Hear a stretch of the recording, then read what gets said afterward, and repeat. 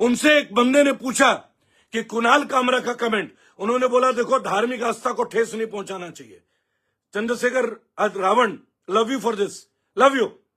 आपने बहुत अच्छा स्टेटमेंट दिया मेरे भाई, आप एक मैच्योर लीडर की तरह आपने अपने स्टेटमेंट लिया।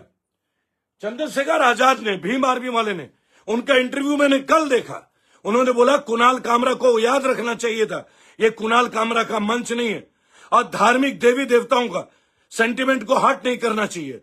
हर कोई अपने देवी देवता को मानता है। ये बात थी चंद्रशेखर रावण की। चंद्रशेखर रावण, आपने बहुत अच्छी बात की। और दूसरी बात, जब आप लोगों को परमिशन नहीं थी तो परमिशन तो धर्मेंद्र प्रधान की भी नहीं थी घर में जाने की, पहले दिन से उसे घेर लेते, पूरा भारत उठ के आ जाता भाई साहब, ना किसी के सर फुटते, आप संसद जा सकते थे, लेकिन आप धर्मेंद्र प्रधान के घर नहीं, क्योंकि आपका सोच ही पॉलिटिकल था। ये अभिजीत दीपके, ये लोग सब एक पॉलिटिकल सोच को लेके आए थे। अमरेश कुमार, बीजेपी आप में या आपके बाप में दम नहीं है कि खरीद ले, आपके बाप में भी नहीं है। मैं अभिजीत दीपके के सोच के विरुद्ध हूं, जिनके मंच ने हमारे आस्थाओं को तकलीफ दी। लेकिन नीट के लिए तो धर्मेंद्र प्रधान छोड़ो, हर एक के खिलाफ है और हर कोई अपनी लड़ाई लड़ रहा है, हर कोई लड़ रहा है। लेकिन मैं एक बात बोलूं आपको, बच्चों के सर नहीं फूटने चाहिए थे। इतने अच्छे अच्छे प्लांट वाले लोग हैं आपका। दिलीप यादव जी, आप अगर पूछते हैं मेरे बच्चों ने दिया है नहीं, तो मेरी बात सुनिए। मेरा बेटा 94% प्लस 10th में, अभी इस साल सीबीएसई में, और मेरा बड़ा बच्चा 96%, समझ गए, और यूपीएससी एस्पिरेंट है, और मेरा बच्चा 10th में टॉपर था।